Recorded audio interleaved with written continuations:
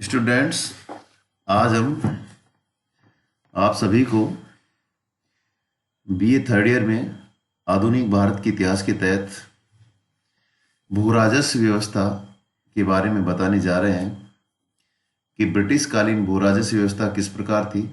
और उसी का एक भाग हम पहले बता चुके हैं जो धन निष्कासन के रूप में था। पूरा एक वीडियो आपको बताया गया है कि धन निष्कासन भारत से किस प्रकार धन का निष्कासन होता है और किन किन रूपों में होता है। धन निष्कासन की क्या परिभाषा रही और सबसे पहले इस थ्योरी दादा भाई नौरोजी के द्वारा किस प्रकार दी गई और उसके क्या दुष्प्रभाव पड़ते हैं, वो सभी हम पहले बता चुके हैं।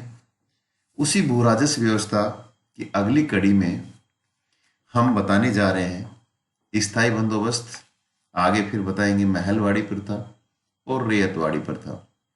स्थायी बंदोबस्त काफी महत्वपूर्ण बिंदु माना जाता है, अक्सर पूछा जाता है एग्जाम्स में, तो इसकी चर्चा आज हम आपके सामने करने वाले हैं। स्थायी बंदोबस्त की व्यवस्था सब जानते हैं हम लोग कि लॉर्ड कॉर्नवालिस के द्वारा इसको लागू किया गया था 1793 ईस्वी में। इसको जमींदारी सिस्टम भी बोलते हैं, इसको परमानेंट सेटलमेंट भी बोलते हैं। तो ये सब चीजें आपकी निगाह में होनी चाहिए। तो इसका विस्तार से आगे हम अध्ययन करने जा रहे हैं। तो भू राजस्व व्यवस्था में बंगाल में कंपनी की सत्ता जैसे जब स्थापित हो जाती है और 1765 ईस्वी में इलाहाबाद की संधि के बाद जब कंपनी को दीवानी प्राप्त होती है, तो उसके बाद अंग्रेजी प्रशासन ने भू राजस्व व्यवस्था में हिंदुस्तान में महत्वपूर्ण परिवर्तन भी किए थे। और उन सभी का एक ही मकसद होता था कि अधिक से अधिक राजस्व प्राप्त किया जाए और भारत से कच्चे माल का निर्यात बड़े स्तर पर किया जाए, जिससे कि वहां से तैयार माल बनकर वापस भारत आए और मुनाफा कमाया जा सके। तो ये मुख्य उद्देश्य अंग्रेजी प्रशासन का यहाँ रहता है। इसलिए इस प्रचलित भूमि व्यवस्था में परिवर्तन उन लोगों ने किया। इसी कड़ी में हम देख रहे हैं अब आज का टॉपिक हमारा स्थायी बंदोबस्त। इसके थोड़ा सा बैक में जाते हैं कि लॉर्ड क्लाइव जब दूसरी बार बंगाल का गवर्नर बनकर भारत आता है, यहाँ पर गवर्नर है न कि गवर्नर जनरल, इसमें जो लिखा हुआ है, तब उसने लगान वसूली का काम कंपनी के नियंत्रण में भारतीय पदाधिकारियों के जिम्मे छोड़ दिया था। इससे यद्यपि कंपनी की आमदनी बढ़ी, तथापि कृषि एवं कृषकों पर इसका अत्यंत बुरा प्रभाव भी पड़ता है। तो जो लॉर्ड क्लाइव तो वापस चला जाता है, लेकिन यहाँ की जनता पर और कृषकों पर बहुत बुरा प्रभाव पड़ता है। इस स्थिति को सुधारने के लिए कहीं न कहीं वारेन हेस्टिंग्स एक नई व्यवस्था लागू करता है और वो सबसे पहले लगान देने वाले को जमीन ठेका देने पर की व्यवस्था करता है कि जो ज्यादा लगान देगा जमीन उसी को दी जाएगी, यानी कि एक तरीके से ठेका प्रथा वो शुरू करता है जमीनों पे। लेकिन ये व्यवस्था भी दोषपूर्ण साबित होती है और इससे कंपनी के राजस्व में अस्थिरता कहीं न कहीं आ जाती है, क्योंकि बहुत से दोष थे, तो इसमें किसानों को भी नुकसान हो रहा है और कंपनी को भी नुकसान हो रहा है और खेती पर भी इसका बहुत बुरा प्रभाव पड़ रहा था। किसका? जो वारेन हेस्टिंग्स ने एक व्यवस्था लागू की थी क्लाइव के बाद, एक ठेका व्यवस्था की जो ज्यादा लगान देगा उसी को उस जमीन का ठेका दिया जाएगा। खैर, कॉर्नवालिस भारत आता है तो उसने इस अनिश्चितता को समाप्त करने की योजना बनाई और एक नई अवधारणा यहाँ पे लागू करता है जिसे हम स्थायी बंदोबस्त कहते हैं। तो 1790 ईस्वी में कॉर्नवालिस ये योजना बनाता है और जमींदारों को जमीन के मालिक के रूप में स्वीकृति प्रदान करता है। एक निश्चित अवधि के लिए उनको नियुक्त किया जाता है और उनको बोला जाता है कि निश्चित लगान उनको देना पड़ेगा, जो जमीन दी गई है उनको उसका निश्चित लगान आपको कंपनी को देना पड़ेगा। तो स्थायी बंदोबस्त जमींदारों के साथ, भूमि का मालिक जमींदारों को बनाया गया, एक निश्चित अवधि के लिए उनको मालिक बनाया गया और निश्चित लगान उन्होंने तय कर दिया कि हमें तो इतना लगान चाहिए, आपको जमीन पर क्या उपजाना है, क्या करना है, क्या नहीं करना है, किसानों के साथ कैसे संबंध स्थापित करने हैं, ये जमींदारों के ऊपर छोड़ दिया। तो इस उद्देश्य से उसने बंगाल के जमींदारों के साथ 10 साल प्रबंध किया और बाद में 1793 ईस्वी में बंगाल और बिहार में इस व्यवस्था को चिर स्थायी व्यवस्था या स्थायी व्यवस्था का स्वरूप प्रदान किया गया। इस नई व्यवस्था ने जमींदारों को जमीन का मालिक बना दिया और जमीन पर उनका स्वामित्व पैतृक हो गया।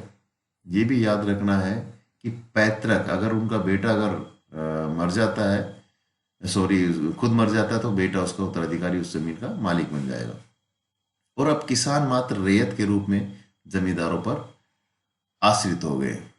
किसानों के भूमि संबंधी एवं अन्य पैतृक अधिकार भी समाप्त कर दिए गए और जमींदारों के लिए आवश्यक बना दिया गया कि वे निश्चित अवधि के भीतर तय किए गए लगान का 10/11 हिस्सा कंपनी के कोष में जमा कराएंगे और 1/11 भाग लगान वसूली में होने वाले खर्च के लिए वो खुद अपने पास रखेंगे। तो यहाँ पर क्या किया गया है, जो लगान वसूली थी, जो निश्चित किया गया था कंपनी ने कि 10/11 हिस्सा जो है वो कंपनी को मिलेगा और खुद जमींदार जो भी खर्चा कर रहा है वहां पे वो 1/11 भाग अपने पास रखेगा।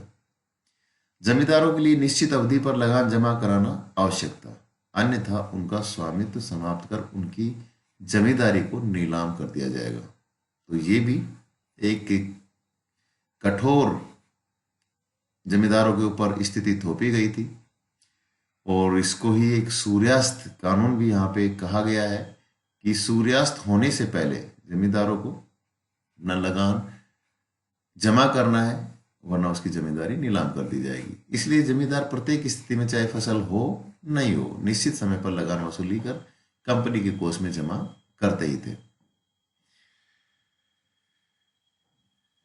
तो ये जो व्यवस्था थी, इसके लाभ भी हुए हैं, बहुत से बुरे परिणाम भी हुए हैं। जहां तक ये कंपनी व्यवस्था कंपनी और जमींदारों के लिए तो लाभदायक सिद्ध होती है, लेकिन कृषकों पर या वहां पर होने वाली खेती पर इसका बहुत विनाशकारी प्रभाव पड़ता है। स्थायी बंदोबस्त क्यों लागू किया गया और इसके विषय में क्या विभिन्न मत प्रतिपादित किए गए हैं, उसके बारे में थोड़ी सी यहाँ चर्चा कर ली जाए। प्रोफेसर विपिन चंद्र का नाम जानते ही हो, भारत का स्वतंत्रता संग्राम, बहुत फेमस किताब इसने निकाल रखी है। प्रोफेसर विपिन चंद्र का विचार था कि इंग्लैंड में प्रचलित व्यवस्था के आधार पर ही कंपनी ने भी गलत फहमी में भारतीय जमींदारों को भूमि स्वामी स्वीकार कर लिया, यद्यपि ब्रिटेन और बंगाल के जमींदारों की स्थिति समान नहीं थी। तो विपिन चंद्र ऐसा कहता है कि यहाँ पर कॉर्नवालिस ने जो प्रणाली लागू की थी वो ये सोचकर की थी कि इंग्लैंड में भी ये सफल रही थी, तो कहीं ना कहीं भारत पर भी इसको लागू किया जाए। लेकिन देखा जाए तो जमींदारों की स्थिति में बहुत अंतर था ब्रिटेन में और बंगाल में। इसके अतिरिक्त राजनीतिक, वित्तीय और प्रशासनिक आवश्यकताओं तथा कृषि में उत्पादन की वृद्धि की भावनाओं को ध्यान में रखकर यह व्यवस्था बंगाल और बिहार में लागू की गई थी और बाद में इसको उड़ीसा, मद्रास के उत्तरी जिलों और उत्तर प्रदेश के वाराणसी जिलों में भी इसको लागू कर दिया जाता है। खैर, ये इसका कार्य क्षेत्र रहा, कहाँ कहाँ पर लागू की गई। फायदा क्या होता है, इसका गुण क्या था स्थायी बंदोबस्त के? इसमें कंपनी, जमींदारों और कुछ हद तक कृषकों को कुछ लाभ हुआ। मार्समैन के विचारानुसार ये साहस, बहादुरी और बुद्धिमान का कार्य कॉर्नवालिस का था और इसका अधिकार पत्र ने पहल भूमि पर अखंड अधिकार एवं हित को भी जन्म दिया कहीं न कहीं, और इसके वृद्धिजनक प्रभाव के कारण ही जनसंख्या में वृद्धि भी हुई, कृषि का विस्तार भी हुआ और लोगों की आदतों एवं सुख में क्रमिक सुधार भी यहाँ देखने को मिलता है। तो यहाँ पे कुछ सैद्धांतिक कुछ चीजें बताई है कि कैसे इस व्यवस्था के गुण थे, वो इन चीजों के बारे में यहाँ बताया गया है। बंगाल की आंतरिक स्थिति में भी सुधार होता है। स्थायी व्यवस्था ने बंगाल की आंतरिक आर्थिक स्थिति को भी सुदृढ़ किया कहीं ना कहीं। बंगाल के किसान अब निश्चित हो गए थे कि नियमित रूप से निश्चित लगान देने से उनकी जमीन सुरक्षित रहेगी, इसलिए कृषि पर अब पुनः ध्यान दिया जाने लगा और खेतों की हरियाली फिर से लौटने लगी। किसान अब खेती पर ध्यान देने लगे इससे उत्पादन में वृद्धि हुई। उत्पादन में वृद्धि ने बंगाल की पुनः आर्थिक संपन्नता ला दी और इसका प्रभाव उद्योग धंधों एवं व्यापार के विकास पर भी पड़ा। आर्थिक निर्धनता यहाँ कम हो गई और बंगाल एक संपन्न प्रदेश बन गया। इस संपन्नता ने बंगाल में शिक्षा एवं साहित्य के विकास में भी योगदान दिया। तो यहाँ पे एक बंगाल के बारे में बताया है कि वहाँ की आंतरिक स्थिति कुछ हद तक वहाँ पे सुधरती है और यहाँ पे पॉजिटिव चीज़ें काफ़ी कुछ बताई गई है कि कुछ सुधार होता है। और सबसे पहले बंगाल में ही शिक्षा और साहित्य के क्षेत्र में भी बाद में विकास होता है, क्योंकि बंगाल सबसे पहले संपन्न होता है। कंपनी को इससे क्या लाभ होता है? सबसे ज़्यादा लाभ होने वाला जो होता है वो कंपनी को ही होता है, आर्थिक लाभ। अब कंपनी के समक्ष आर्थिक अस्थिरता की स्थिति समाप्त हो गई थी, क्योंकि कंपनी की आय निश्चित हो गई थी, जिससे अपनी योजनाएं निर्धारित करने में कंपनी को काफ़ी सहूलियत भी हुई। और लगान वसूली की निश्चित व्यवस्था हो जाने से लगान वसूली कम करने में होने वाले अपव्यय भी यहाँ समाप्त हो गए। लगान वसूली में लगे बड़ी संख्या में कंपनी के कर्मचारियों को अन्य प्रशासनिक कार्यों में लगाकर भी प्रशासनिक गतिशीलता यहाँ पे कहीं ना कहीं लाई जाती है। इसमें देखते हैं कि भूमि बंदोबस्त में कुछ क्रांतिकारी परिवर्तन भी हुए, क्योंकि बंदोबस्त 22 वर्ष बाद स्पष्ट हो गया था कि बंगाल की आधी भूमि संपत्ति बिक्री द्वारा हस्तांतरित हो चुकी थी और भूमि का अधिकांश भाग कलकत्ता के व्यापारी और धनिक वर्गों के हाथों में चला गया था। तो ये भी एक स्थिति देखने को मिली है और नए जमींदार वर्ग का उदय भी होता है। इस वर्ग का अस्तित्व नई भू व्यवस्था पर आश्रित था और सुविधा संपन्न समृद्ध वर्ग अब से अंग्रेजों का सहायक और हिमायती वर्ग बन गया। अंग्रेजों को एक मजबूत स्तंभ यहाँ पर जमींदारों के रूप में मिलता है और इस जमींदार वर्ग ने भारतीय जनता और कंपनी के बीच एक प्रतिरोधक का कार्य किया है। क्योंकि यहाँ जमींदारों को देख रहे हैं और बाद में जब हम स्थिति देखते हैं कि 1885 में कांग्रेस का गठन होता है, भारतीय राष्ट्रीय कांग्रेस का, तो उसको भी इस चीज में देखा जाता है कि भारतीय जनता के प्रतिरोध को रोकने की कांग्रेस की स्थापना की जाती है, तो वो भी एक बीच की कड़ी मानी जाती है। तो उसी रूप में हम देखते हैं कि जमींदार, अब कोई भी भारतीय जनता का विद्रोह होता है, कुछ होता है, तो बीच में जमींदार उनको रोक लेंगे। तो कहीं ना कहीं इस वर्ग ने भारतीय जनता के बीच प्रतिरोधक का कार्य किया। इस वर्ग ने अपने विशेषाधिकारियों की सुरक्षा के लिए हमेशा अंग्रेजों का समर्थन किया। तो राष्ट्रीय आंदोलन के दौरान भी इस वर्ग ने अंग्रेजी हितों की कहीं न कहीं रक्षा भी की है और जिसका परिणाम हम 1857 की क्रांति में देख सकते हैं कि बहुत से जमींदारों ने अंग्रेजों का साथ दिया। इस व्यवस्था से जमींदारों को क्या लाभ होता है? तो जमींदार भी कहीं न कहीं लाभान्वित हुए, क्योंकि अब जमीन पर उनका एक तो पैतृक स्वामित्व हो गया, जमीन उनके कब्जे में आ गई, पुश्तैनी बन गई और इससे उनकी सामाजिक और आर्थिक स्थिति भी कहीं ना कहीं मजबूत होती है। लगान से वसूले गए धन का एक भाग जो था इनके पास मिला और उनके अधिकार में चला गया और इस धन का प्रयोग बहुत से जमींदारों ने शैक्षणिक, कलात्मक और औद्योगिक व्यवसायिक विकास में किया है इन लोगों ने। तो बंगाल के विकास में इस योगदान मिलता है, क्योंकि जमींदार संपन्न हुए तो आगे वो लोग कहीं ना कहीं औद्योगिक व्यवसायिक क्षेत्र में भी जाने लगे, शैक्षणिक स्तर भी उन लोगों का सुधरता है। कृषि के बारे में बताया गया कि लगान निश्चित कर दिए जाने से किसानों में अतिरिक्त उत्पादन करने की प्रेरणा जागृत भी हुई और इससे पैदावार बढ़ाने के लिए प्रयत्न किए जाने लगे।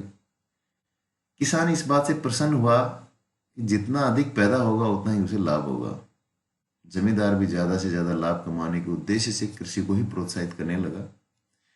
फलस्वरूप बंजर और छोड़ी गई जमीन को भी कृषि योग्य बनाकर पैदावार बढ़ाने की कोशिश की गई थी और इस प्रकार स्थायी व्यवस्था के द्वारा कॉर्नवालिस ने एक तरफ तो कंपनी की आर्थिक स्थिति सुदृढ़ की, तो दूसरी तरफ उसने भारत में अंग्रेजी हितों की सुरक्षा करने वाला एवं अंग्रेजी शासन का एक मजबूत स्तंभ जमींदार वर्ग के रूप में खड़ा कर दिया। तो ये तो हमने थोड़ा बहुत बताया था कि कंपनी को इससे क्या फायदा हो सकता है, जमींदारों को क्या फायदा हुआ है, कृषकों को क्या फायदा हुआ है।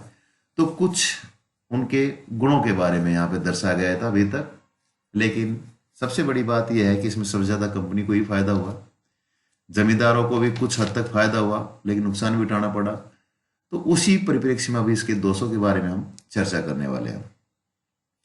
यद्यपि स्थायी व्यवस्था से अनेक लाभ हुए, लेकिन इसके दोष भी बहुत हैं। और सबसे भीषण परिणाम तो यहाँ बताया गया है कि किसानों को ही भुगतना पड़ा। वो सब हम लोग जानते हैं कि किस कदर किसान ऐसा है बिल्कुल हो चुके थे। इसके बाद कंपनी के बारे में बताया गया है कि उनको भी कुछ आर्थिक घाटा होता है। स्थायी प्रबंधन द्वारा वित्तीय दृष्टिकोण से ब्रिटिश सरकार को दीर्घकालीन घाटा भी हुआ, क्योंकि लगान की राशि तय करते समय जमीन की सही माप या जांच पड़ताल नहीं की गई थी और लगान अनुमान के आधार पर ही निश्चित किया गया था। तो ये गलत तथ्यों एवं आंकड़ों पर आधारित था और भूमि तथा उत्पादन के भावी मूल्य बढ़ने की तरफ भी ध्यान नहीं दिया गया था। इसलिए बाद में जमींदारों को आमदनी तो बढ़ी, परंतु सरकारी आमदनी में वृद्धि नहीं होती है। यहाँ पर उदाहरण के लिए 1901 ईस्वी में बताया गया है कि जमींदार किसानों से जो राशि लगान के रूप में वसूलता था उसका सिर्फ 28% ही सरकार को मिलता था और बाकी का जमींदार अपने पास रख लेते थे। जमींदारों पर क्या प्रभाव पड़ता है इसका? इसने जमींदारों के एक सुविधा भोगी वर्ग का सृजन किया और जमींदारों का कृषि से यहाँ पे कोई संबंध नहीं था कि कैसी हो रही है कैसी नहीं हो रही है। उनको यहाँ पर सिर्फ मतलब लगान व्यवस्था से था। परंतु फिर भी वो जमीन के मालिक बना दिए गए थे और वे स्वयं तो सरकारी रियायत बन ही गए और किसान जमींदारों के रियायत यहाँ बन जाते हैं। और जमींदारों का एकमात्र कार्य किसानों का शोषण करना और भोग विलास की जिंदगी व्यतीत करना था। लगान की राशि के अतिरिक्त भी ये किसानों से अन्य प्रकार से धन एवं श्रम वसूल कर उनका शोषण करते थे। किसान उनके उत्पीड़नों से तबाह हो गए थे और आर्थिक संपन्नता एवं भोग विलास के जीवन की लालसा ने अनेक जमींदारों को गांव छोड़कर शहरों में रहने को प्रेरित किया और फलस्वरूप अनेक जमींदार अपनी जमींदारों का उचित प्रबंध नहीं कर सके, लगान वसूली का काम समय पर ठीक से नहीं कर पाए। अतः अनेक जमींदारियां नीलाम कर दूसरों को दी गई और परिणाम ये हुआ कि अनेक पुराने जमींदार समाप्त हो गए और उनकी जगह नई जमींदार आ जाते हैं। तो कंपनी को भी यहाँ घाटा हो रहा है, जमींदार वर्ग को भी नुकसान हो रहा है। फिर देखते हैं किसानों पर तो बहुत बुरा प्रभाव पड़ा ही है यहाँ पे, क्योंकि स्थायी प्रबंध ने किसानों के वास्तव में दुर्दिन ला दिए और उन्हें अत्याचारी और लालची जमींदारों की दया पर यहाँ छोड़ दिया जाता है।